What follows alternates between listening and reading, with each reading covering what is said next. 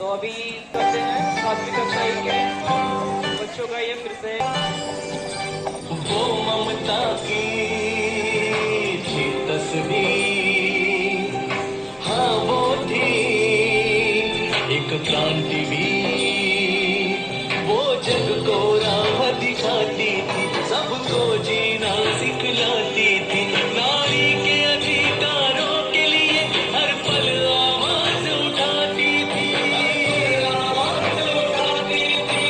हर लेती थी सबकी पीर। सावित्री बाई थी वो क्रांतिवीर, क्रांति ज्योति थी वो क्रांतिवीर, सावित्री बाई थी वो क्रांतिवीर।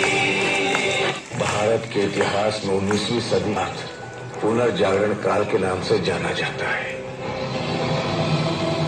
इस काल के समाज ने घोर ब्राह्मणवाद और पेशवा साम्राज्य के आगे अपने घुटने टेक दिए थे। ये काल सामाजिक कुरीतियों जैसे शोषणों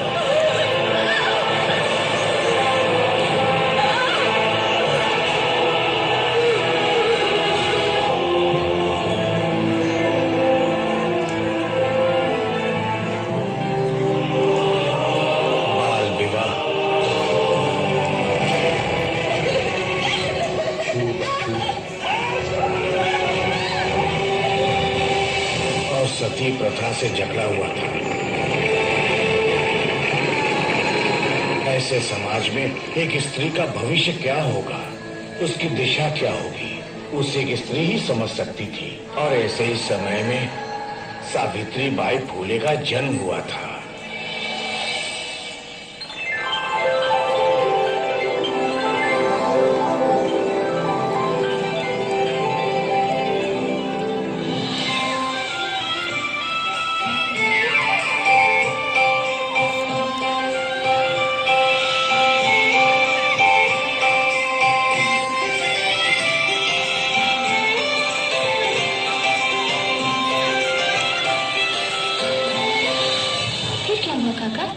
सावित्री बाई और लड़कियों जैसी नहीं थी, उन्हें बचपन से ही पढ़ने लिखने का शौक था। 13 तिया 40।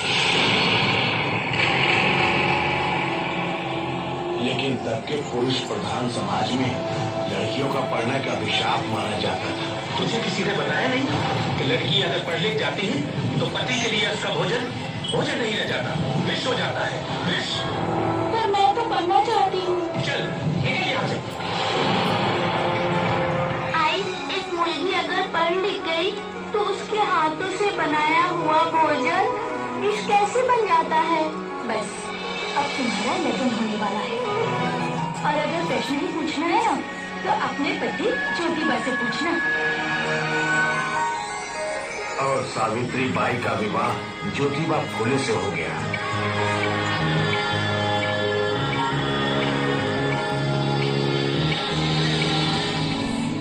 सावित्री बाई के मन में जो पढ़ने लिखने की इच्छा थी उसे ज्योतिबा बहुत अच्छे से जानते थे।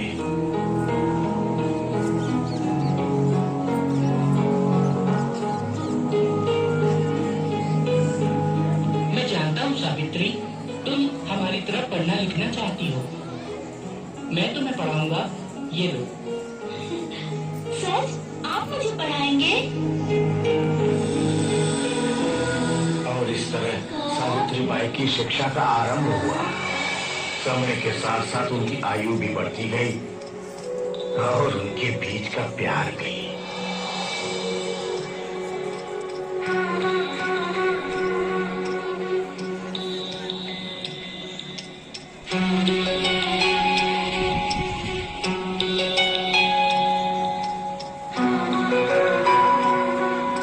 और ज्योतिबा के सहयोग से सावित्री बाई ने अपनी शिक्षा भी पूरी कर ली थी। सावित्री बाई फूले ने अपने पति ज्योतिबा के साथ मिलकर देश में महिला शिक्षा की नींव रखी थी और वो देश की पहली महिला अध्यापिका बन गई थी। और उन्होंने गांव में घर घर जाकर शिक्षा के लिए आमंत्रित किया। काका, मैं आपके बच्चों को शिक्षित करना चाहती हूँ। क्या आप नहीं चाहते? कि आपकी बेटियां भी पढ़े लिखे, वो भी कुछ बने? क्या आप चाहते हैं कि वो भी वो सब भुगते जो आप लोगों ने भुगता है?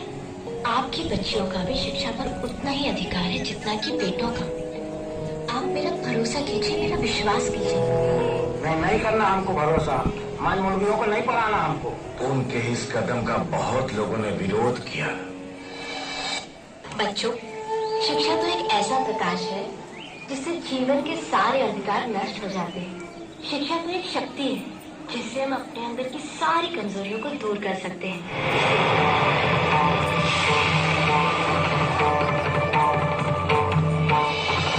सबका अधिकार है। विद्या के लिए कोई ऊंच नीच छूत अछूत कुछ नहीं होता।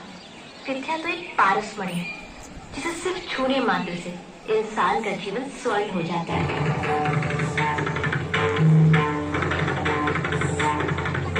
विद्या से इंसान सिर्फ स्वयं का ही नहीं बल्कि पूरे समाज का उद्धार कर सकता है। समझी मेरी बात?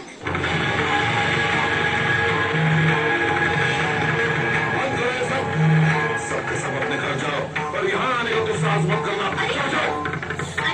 अरे रुको, ठहरो, सुनो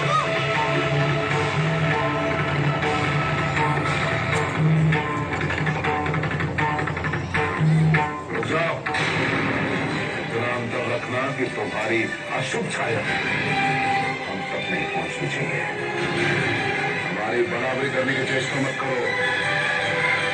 तो हमारा एक निर्देश तुम्हें ऐसा दंड देगा कि तुम्हारी सारी निष्ठा मिट्टी में मिल जाएगी।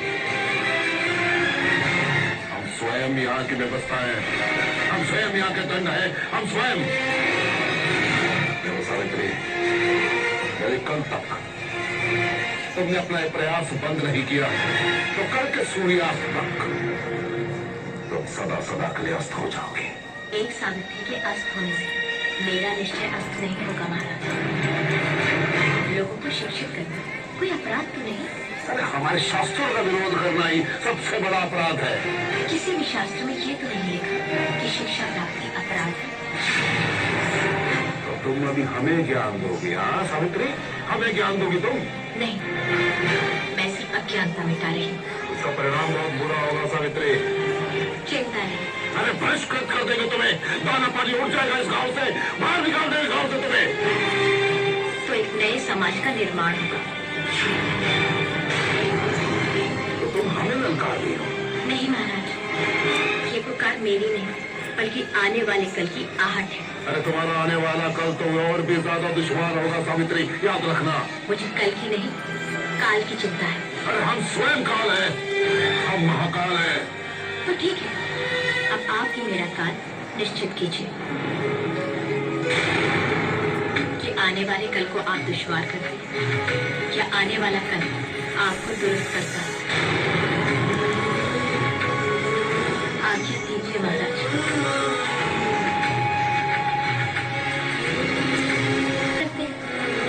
और उगते हुए सूरज को रोकना चाहते हैं।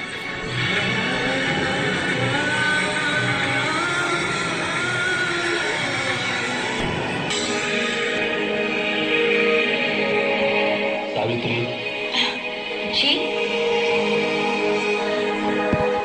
डर तो नहीं लग रहा? बिल्कुल भी नहीं। कुछ भी हो सकता है। हम तो यही चाहते हैं कि आखिर कुछ तो हो। ये लो।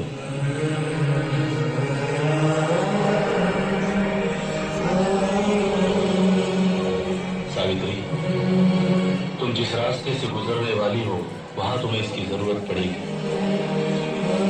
घर से लेकर विद्यालय तक सामाजिक कुरीतियों का कीचड़ है और उस कुरीतियों के कीचड़ से सनी हुई साड़ी को पहनकर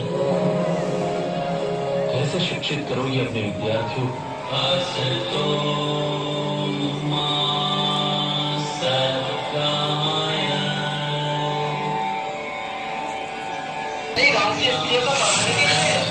उन पर समाज के बनाए हुए नियम और रीति रिवाजों के खिलाफ सावित्री बाई ने अपने कदम बढ़ा लिए।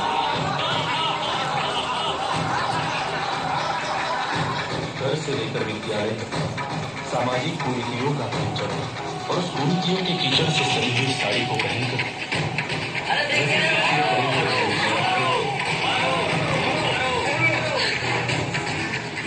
के कदम अब रुकने वाले नहीं थे।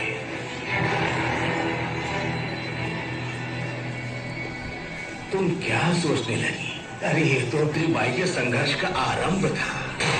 अंत तो अभी भी नहीं हुआ है काका। 180 साल बाद भी मेल डोमिनेटिंग सोसाइटी का माइंडसेट वही है, लेकिन अब इस माइंडसेट को बदलना है।